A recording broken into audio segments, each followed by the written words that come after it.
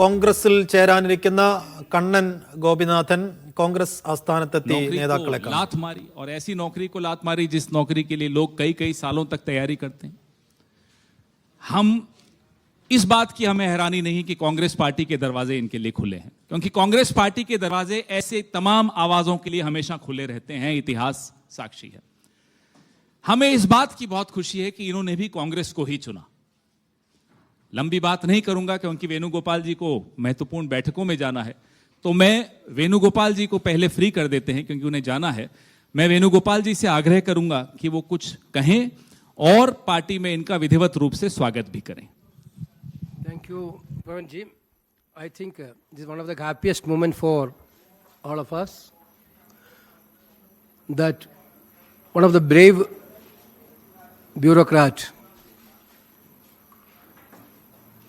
who is having passion towards the downtrodden people of this country, marginalized people of this country, and who always fought for justice, love and affection, Mr. Kannan Gopinathan. Pan-India, his presence is there. He born in Kerala, living in Pune, worked northeast and all other parts of this country. Therefore, a pan-India figure like Kannan Gopinathan is joining in the Congress party, is giving a clear-cut message that Congress party is the only party who is fighting for the justice for this country, and the ideology of the Congress is very clear. That's why Kannan Gopinathan is also opting Indian National Congress for his party. I don't want to take much of his time. He resigned 2019 from civil service, but he is now telling so far his resignation is not at all accepted. Still, he is a bureaucrat. Bureaucrats nowadays, those who are fighting for the justice, fighting for marginalized people, are penalizing by the system. Whether it is in Haryana, whether it is in Madhya Pradesh, we are witnessing everywhere. Even Chief Justice of India is also not spared. Therefore, I think this is the time to rise to fight against this divisive agenda. That's why Kannan Gopinathan's entry to the Congress will be a welcome step. He already met Honorable Congress President Mallikarjuna Kharge ji, and he also met Leader of Opposition Rahul Gandhi ji. Both of them are told him to join Congress, and he is now joining into Congress. Wholeheartedly, we are welcoming Kannan Gopinathan to the Congress party. Thank you.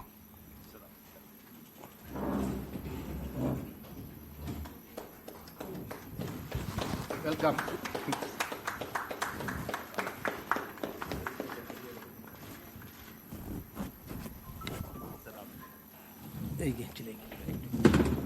Okay, thank you. I have a meeting. Sure.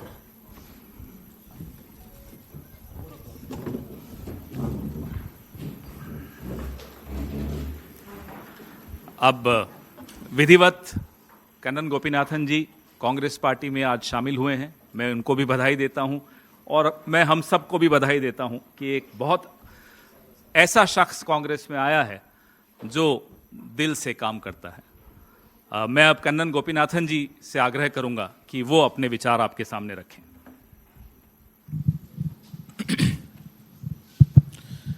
सबसे पहले सबको धन्यवाद यहाँ पे आने के लिए, और कांग्रेस पार्टी ज्वाइन करने का जो निर्णय था वो 19 में रिजाइन किया। उस वक्त एक चीज़ क्लियर था कि देश में जो सरकार जिस दिशा में देश को लेके जाना चाहता है वो सही दिशा नहीं है, वो गलत है।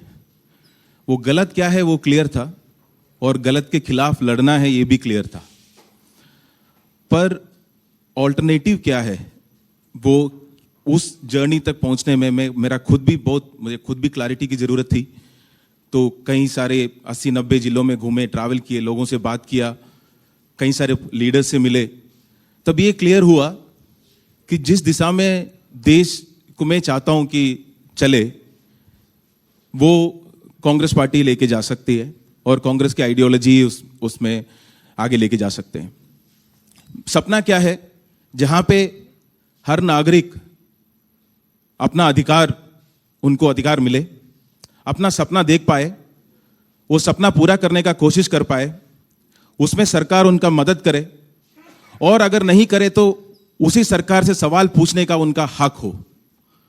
सिर्फ सपना देखना एक नागरिक वो नहीं है, अगर सपना पूरा करने में सरकार क्यों नहीं उनकी मदद करते हैं, वो उसके सवाल पूछना भी जो एक नागरिक का अधिकार है।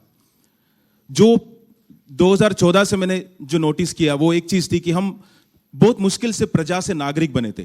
कई सारे राजा पहले भी थे, प्रजा से हम नागरिक बने क्यों? क्योंकि प्रजा सवाल नहीं पूछ सकते थे, सवाल पूछे तो तुरंत राष्ट्रद्रोही या राज्य के खिलाफ बोलने वाले ऐसे माने जाते थे।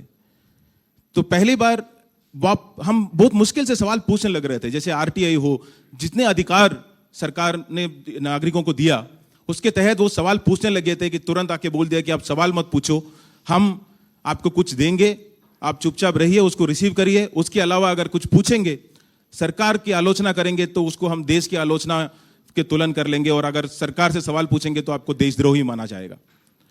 ये बात से मैं बिल्कुल सहमत नहीं था। देखिए, जिनको लगता है कि सरकार सही काम कर रहे हैं वो उसकी पूर्ण सम्मति दे, वो देश प्रेमी हो सकता है। जिनको लगता है कि जो सरकार कर रहे हैं वो देश हित में नहीं है और गलत रास्ते पे लेके जा रहे, तो उसको सवाल पूछने वाले, क्योंकि वो बहुत सारे कॉस्ट पे, अपने पर्सनल कॉस्ट पे वो सवाल उठाते हैं, वो भी देश प्रेमी है। मैं एक ही तबके के लोगों को देशद्रोही मानता हूं, जिनको पता है ये बात कि देश सही दिशा में नहीं जा रहे, पर अपनी फायदा के लिए या लालच या ग्रीड या सर्वाइवल के लिए ये निर्णय ले चुका है कि हाँ, हम चुप रहेंगे क्योंकि चुप रहना ही इस वक्त बेहतर है। तो जो मैं उस तरीके का देशद्रोही नहीं बनना चाहता था, मुझे यह था कि मुझे जो अपनी बात रखना है, सवाल उठाना है, वापस हमें प्रजा नहीं बनना है, हमें नागरिक रहना है। तो उसी में जब जितना ज्यादा बात किया, वो ये सारी जो थॉट्स है वो कांग्रेस की आइडियोलॉजी ही है, ना कि सिर्फ हिस्ट्री है, वो प्रेजेंस है। और इसीलिए जितना मैं उसके मतलब पार्टी के साथ मिलकर काम कर सकता हूं और जितना मजबूत कर सकता हूं अपनी कार्य से, वो सेवा से वो करने के लिए मैं तैयार हूं। और जहां लगता है मेरी काम आएगा वहां पे काम करने के लिए मैं तैयार हूं। बहुत दिल से, काफी वक्त लगा, पर वो इसलिए क्योंकि मुझे खुद भी एक अपनी जर्नी से थ्रू जाना था। वो सारे क्लैरिटी के साथ पूरी तहे दिल से मैं आज कांग्रेस पार्टी में ज्वाइन कर रहा हूं और कांग्रेस पार्टी और देश की जनता के लिए हमेशा काम करता रहूंगा। Thank you. आपके कुछ सवाल आप पूछना चाहें?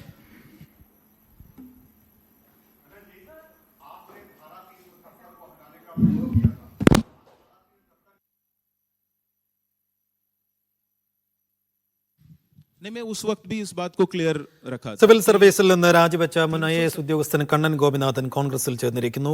ഡൽഹി ICC ആസ്ഥാനത്ത് വെച്ചാണ് അദ്ദേഹത്തിന്റെ കോൺഗ്രസ് പ്രവേശനം